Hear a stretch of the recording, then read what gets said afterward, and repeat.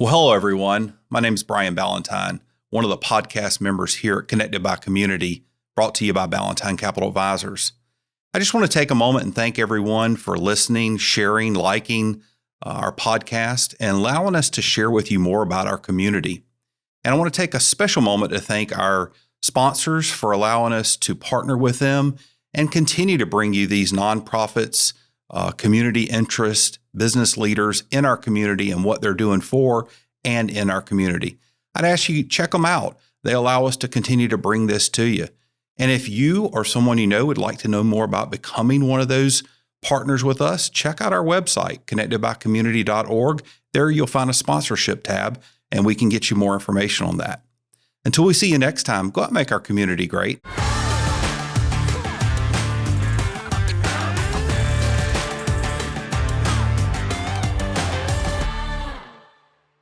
Well, hello, everyone, and welcome to this edition of Connected by Community, brought to you by Ballantyne Capital Advisors.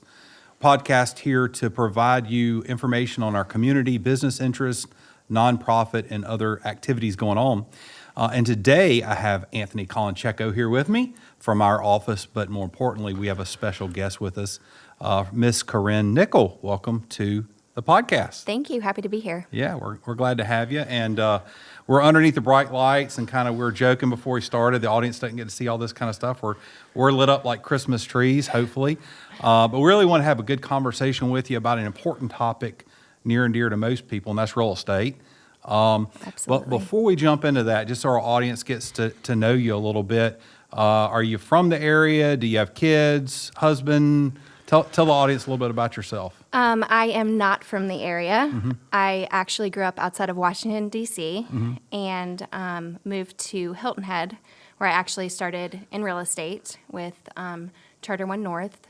Still have a lot of friends there. Charles Sampson, my mentor, was actually the person that paid for me to get my license in 2008, which was an amazing time to start in real estate. Oh, yeah. Not at all. So that's kind of how I got into real estate and met my husband at the Heritage Golf Tournament. So a lot of ties back to Hilton Head. We got married there. Love the island. Fast forward, moved to Charleston and continued in real estate at Carolina One. My husband and I got married and then moved from there to Greenville with our daughter at that point, Olivia. And fast forward 9 years. Can't believe it's been that long. We now have a son and a daughter. My son's name is James. He's 6. My daughter is now 9, and her name is Olivia, and we absolutely love it here.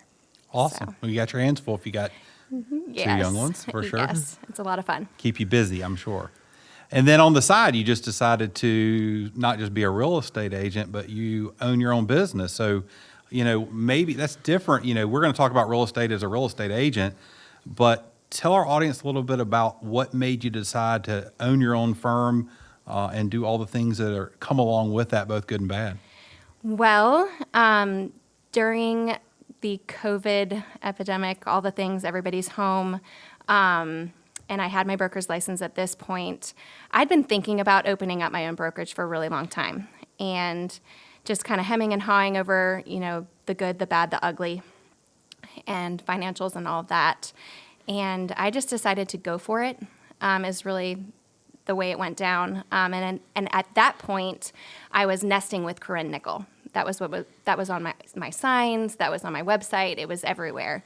So we did a really deep dive to see if we would be infringing on anybody's rights. And that is actually how we found Nest Realty. So a friend of ours who is a patent attorney, he actually did some digging for me and said, I've got good news and bad news. The bad news is you can't use nesting with Corinne Nickell anymore because you would absolutely be infringing on the rights of another brokerage. But the good news is it's Nest Realty, and I think you're going to absolutely love them. So I sent an email through the website and thought that it was absolutely going to go into a black hole where nobody would find it. But within 24 hours, the owner, Jonathan Kaufman, reached out to me. And then fast forward, we were doing a Zoom call on my porch because of COVID. And then by the end of that year, we had finalized all the agreements and we're opening up the brokerage. So it's been a crazy ride, but it's been absolutely wonderful. So tell me what you've learned since you said that's still a couple years old. Mm-hmm. What have you learned different in doing that than when you were just an agent doing that side of the business? It's a totally different position. It's not the Corinne show anymore. It's the Nest show, as it should be. It's not about me, it's about we. And the biggest reason why I wanted to open up the brokerage in the first place was realtors have a bad rap. A lot of us just, for whatever reason, the community has a hard time trusting us. And for me, that trust is obviously the most important thing when you're buying and selling a home. But when you're owning your own brokerage, you have the opportunity to really be in control of who you're affiliated with. And that's kind of a powerful thing. So for me, it was choosing who to align myself with, kind of cherry picking the agents in the area that I felt I was aligned with on multiple levels, and just morally and ethically knew that I could trust them to do the right thing, regardless of how it was going to affect their pocketbook. So that's why I wanted to do it in the first place, and that's kind of how it's changed for me, is choosing who I align myself with. And so what then draws agents to your brokerage firm? Maybe what's missing out there? I'm not going to name names, but the big names, whatever they are, right? And what's missing that they come and seek you or you find them? I think it's a sense of community, not to throw it out there. Oh, we love that word. Pun Right? absolutely intended. But I think community is really what is missing. Nest is about being super hyper local, highlighting local companies and giving back to the community in which we have become a part of when you're purchasing a home. We do that through events. We just had the event that you guys participated in with us at the zoo, and we really love on our clients. We want them to know that it doesn't end at the closing table. We want to be a part of their lives, their families' lives, and we incorporate them into every single aspect of our business. The event that we just had at the zoo was a client event. We wanted to invite them to the zoo and love on them and say thank you so much for being a part of our story. But more than that, we wanted to give back. So we always tie in a local nonprofit, which in this particular instance was the Meyer Center. And we ask for them to give back with us to that local nonprofit while also giving back to them and loving on them. So it's just kind of tying it into a nice, neat little bow for the agent and for the client and for the community. And I think that's what separates us. How many real estate agents do you have, and what's your goal? We have 16 agents right now, and we're top 5% for all firms in the GGAR, which I'm really proud of. That means all of our agents are producing at a really high level. I don't really want to put a number on the goal. I have big aspirations and goals for the area, but I want to do it organically, and I want to make sure that I'm bringing the right people on board as we grow. So I don't want to say, 40 is the number and then I'm done. Because, I own the entirety of the upstate. I own all, I think it's 8 or 9 counties. And so who's to say that we couldn't take the same exact thing and build something out towards the lakes, or towards Spartanburg. We've only been open for 2 years. I'm young, and I think we've got a really good thing going. It's interesting. We kind of say the same things in our business, right? So we always want to grow strategically, but with the right people. And that's always a challenge. In fact, most businesses, especially businesses, a service business that's about trust and relationships, and you got to align with the right people, or else you're not providing that level of service, and they can get cruddy service anywhere. Absolutely. I mean, that's abundant, right? Yes. Yeah. Yes, it is. Especially some of the bigger firms, I'm sure. Not there aren't wonderful people at some of those things. Of course. So maybe let's talk a little bit about real estate. I mean, it affects everyone probably who's listening. If they're living in a house, which most people are. It's kind of a crazy time with interest rates rising, prices rising. This real crazy effect of the combination of that. It's not just a 1 + 1 = 2.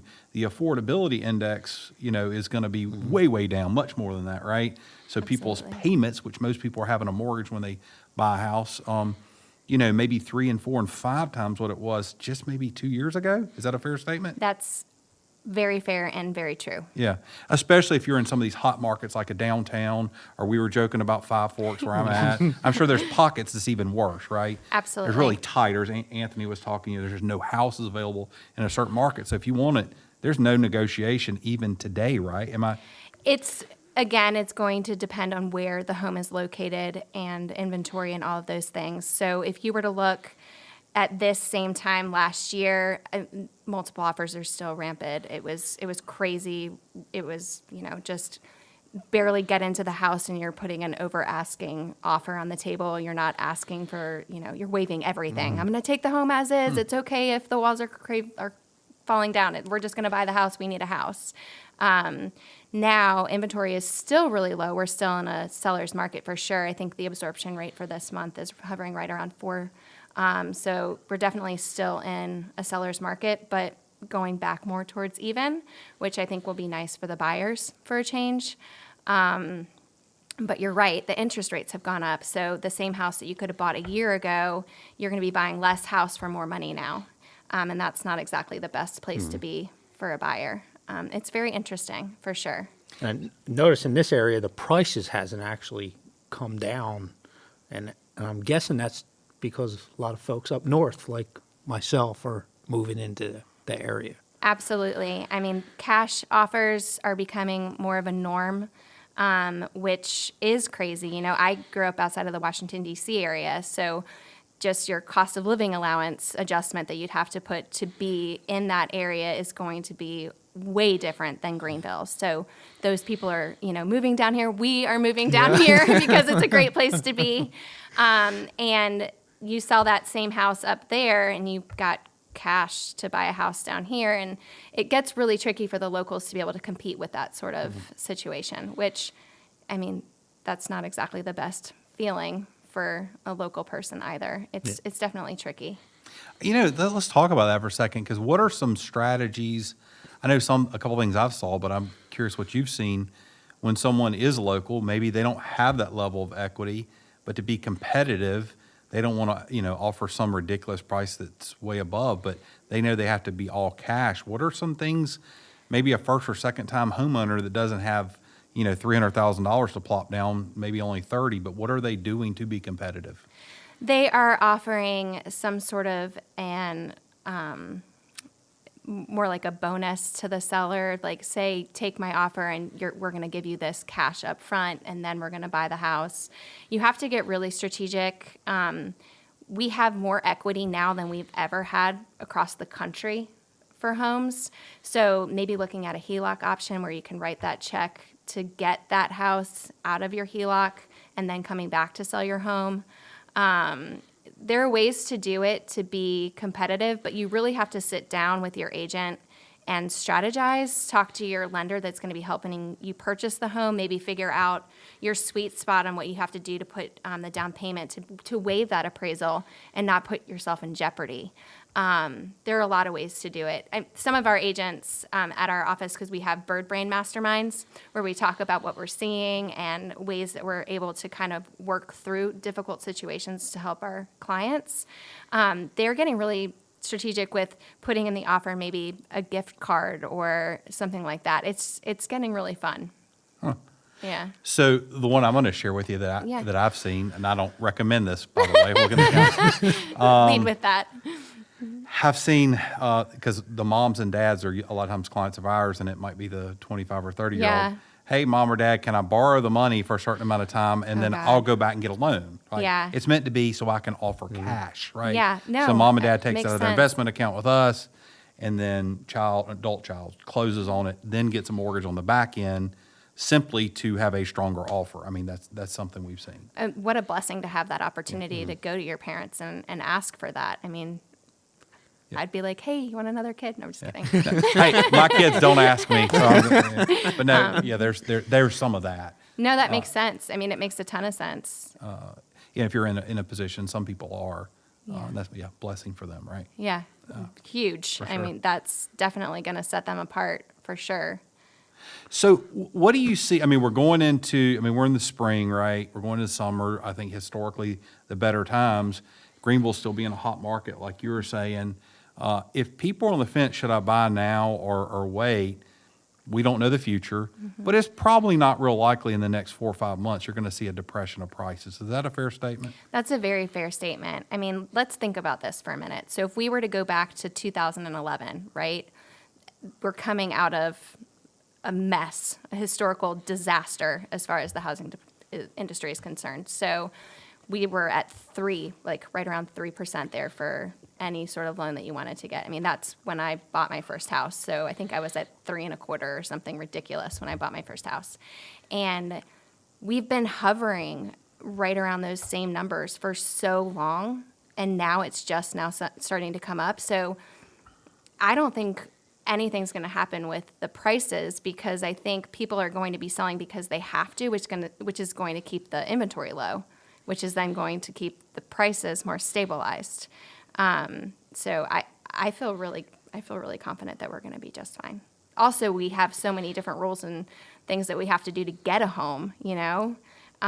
It's like you have to give your firstborn child to get the loan approved to get to the closing table. It's pretty in depth. So I feel like they put a lot of different things in place to protect us from a crisis happening again too. So I think that's all good stuff. What about new inventory? What have you seen builders?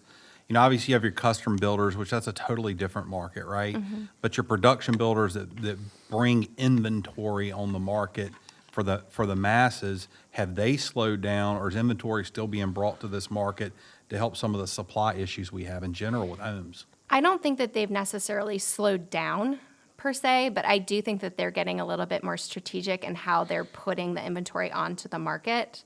I mean, because I think selfishly for them, it helps them have more control over, you know, what they're selling it for. But they have slowed down a little bit. We're starting to see things like bonuses for agents and stuff that we haven't seen in years, which would be indicative of maybe they have a little bit more inventory than they thought they were going to. So, and that may be because of the interest rates rising. I probably need to ask a builder to really know. Yeah. Well, how about land? It's very hard to find land to even build on right now. It is really hard to find land to build on. And the areas that are close to downtown Greenville, you know, those have pretty much all been gobbled up. So if you're going to be building downtown and you want to have that custom build, you're probably going to be bulldozing something to get access to the land. And then as you get further out, it is harder to find land that you can build on. So everywhere it's getting a little bit tricky. I mean, everybody wants to be here, so. And so what you're probably going to see, I'm guessing then, is urban sprawl, where you're going to see the gray courts and if you go north of Travelers Rest, where that is, I mean, people are going to have to move farther and further out. Correct. To get, if they want some breathing room, or maybe even just affordability. Are you seeing that? Absolutely, we are. Fountain Inn is Fountain blowing Inn. up. Woodruff going further out towards Lyman. I mean, all of these places that have more land, more affordability. To your point, you know, you have to spend a little bit more to get the same exact thing when you're in Simpsonville versus maybe Fountain Inn. And even that could change, because Fountain Inn has been written up in so many different newspapers and stuff. So they're starting to get, I mean, a lot of traffic out that way too. They've got new schools and all sorts of great stuff going on out there. I got to admit something to you right quick. I just thought of this. So, you know what, when I'm out and about and people are not from Greenville, where I'm somewhere, and they ask me, how is Greenville? I say, oh, it's terrible. The weather's terrible. The taxes are high. Crime's bad. And you would not want to. Now, if you want to visit and drop some money for our locals, that's great, but you would not want to live here. And so, sorry, I didn't mean to do that. You real estate folks. I say that jokingly because, you know, and we were talking before the podcast about please slow down Five Forks. I mean, growth is good, but sometimes in certain areas, it's been an infrastructure. We did, you know, even somewhat talk about that before. You know, some of the infrastructure failures to plan have led to some of the problems we have now, right? 100%. I would agree with that. I mean, Woodruff Road, Yep. I would not go down Woodruff Road between probably November 1st to January 1st if I could help it. Thank you. I have to live there. I mean, I don't live far from there either, and it's just traffic is a problem. Yeah. It's a problem. It's a problem everywhere, I would say, in Greenville County and probably surrounding counties. I mean, think about going on 85 just to go to Charlotte.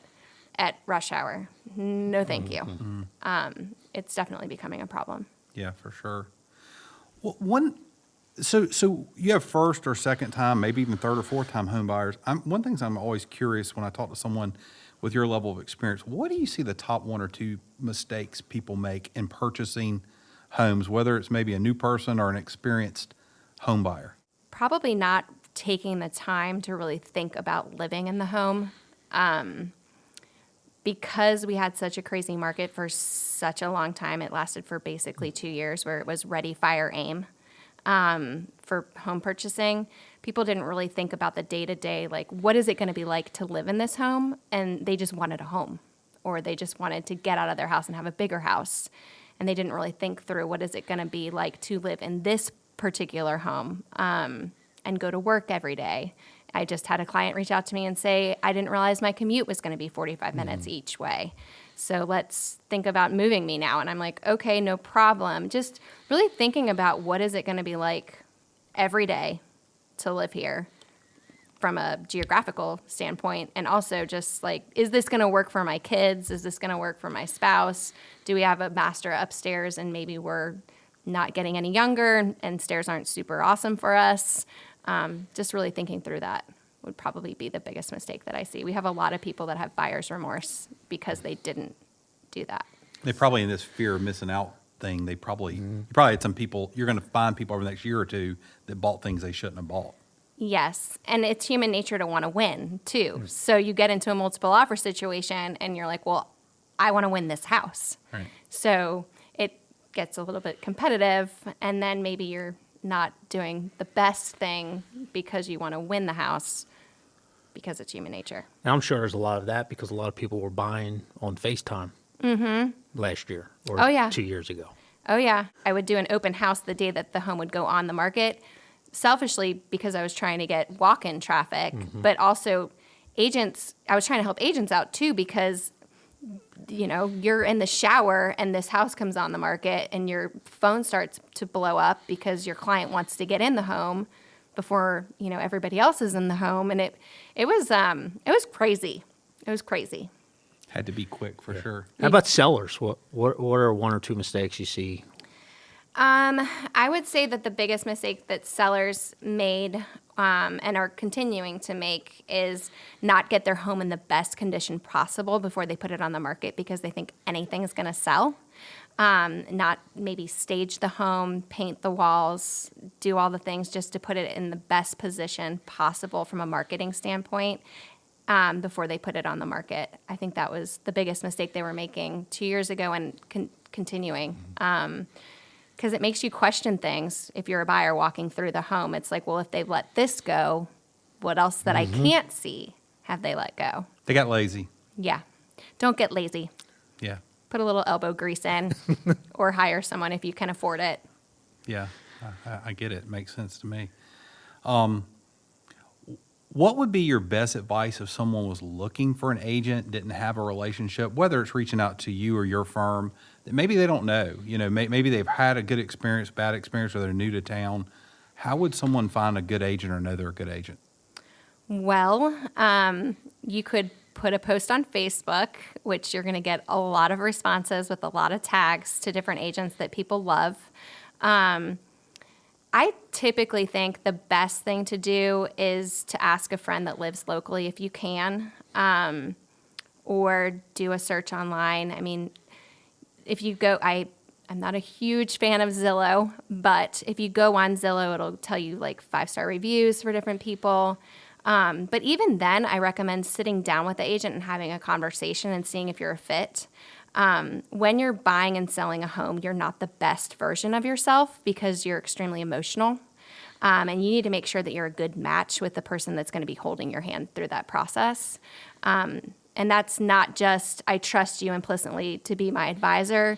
I also trust you to also be kind of a therapist because a lot of real estate is talking people down, calming people down, working through situations, having answers, and educating because the unknown is very, very scary, and just making sure that you like the person too. You don't just trust them.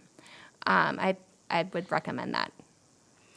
One maybe follow-up I have, and maybe even my last question. I don't know. Maybe I'll think about more. So certainly I believe in professional services is what I do for a living, and I know the value. But what about the person out there who says, well, I'll just throw it on the internet and put a for sale sign?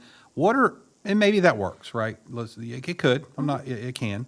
What are some of the problems, though, they may not, and maybe they're smart folks who know how to do some of these things, but what are some of the challenges they may run into and some of the benefits that a trusted agent can bring that they may not be aware of? Well, statistically speaking, if you sell your home yourself, you're going to sell it for about 6% to 10% less.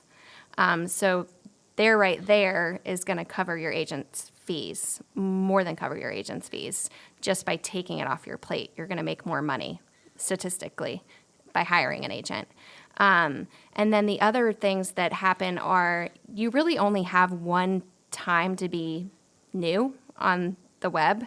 And a lot of the for sale by owners will put stuff out there, and then it kind of gets, I don't want to say it gets sterile, but it just doesn't have the same impact as it would if you had an agent that's going to come in and have your home staged, have it professionally photographed with that wide angle lens to get every aspect of that room, talk to the other agents in their brokerage that they trust or other friends that they have that are agents, and just really push it to a high level.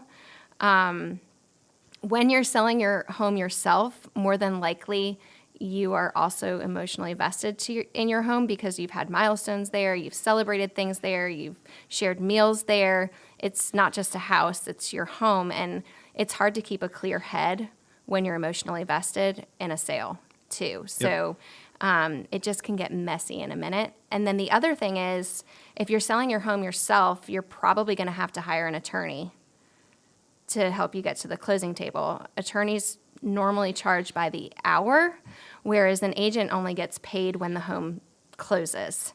So, you could have this great contract on your house that goes sideways, then you don't have the sale going through, but you have a bill from an attorney. So I just, obviously, selfishly, and also I believe that it's better to work with an agent. Oh, I'm totally on board, but I know those out there, and again, there are people that maybe had some success with it, and I totally agree with everything you said. And like most professional services, it's about finding someone you can trust and that does a good job. Agreed. Yeah. I was just going to say, I think with markets like we're in today, I think people think they could just do it themselves because how hot the market is. Yeah, and I think we get some of that in financial advisor business, right? They sometimes don't realize how complicated it is. In fact, it's interesting. So my son started interning. He's a pretty smart kid. But one of the comments after about a week or two, he goes, I didn't realize how much work you guys did on the back end to make this all look like it all just goes smooth for the client experience. We actually work, right? There's stuff behind the scenes, and we do a lot. He's doing a lot of the grunt work. So he's like, man, the amount of details you have to do. Clients just see the pretty part, right? And that's how it should be, right? Yes, that is how it should be. But we really do a lot of work on the back end on a constant basis. Oh, yeah. There's a lot of stuff that goes into getting a home on the market and making sure that it goes smoothly. There's definitely more going on. They just see, you up front and everything's good. They don't see the hamster on the wheel going a million miles an hour in between everything. It's a lot more than just selling a home or providing guidance. Yep, absolutely. Well, I've learned a lot. I'm sure our audience has. I'm going to let Mr. Anthony ask our final question. Yeah, we have a signature question. What makes you tick? What makes me tick? Helping people. I genuinely love people, and I think that knowing that I've done a good job, knowing that I was able to help at a really high level, that makes me want to get out of bed every morning. That's awesome. So if people wanted to find you as an agent, or if there's an agent out there that wants to contact you about potentially working with your brokerage, how could someone find you? Well, they could go to Nest Realty online, which would be www.nestrealty.com/Greenville. Or they could just give me a call, which would be super easy. They could call 864-202-HOME. Awesome. Well, thanks for joining us. Thank you for having me. Sell a lot, make the values high, limit the growth. I'm buying, so Limit the growth in Five Forks. That's my only request. No, growth is good. We joke, and it's a blessing to have that as opposed to the alternative for sure. Absolutely. And we're fortunate to live in a very strong community, hence the podcast. And thank you for being a part of that. Thank you very much for having me. Absolutely. Thank you to all our guests for watching this podcast. Go out and find our podcast on all the various social media platforms. Until we see you next time, go out and make our community great.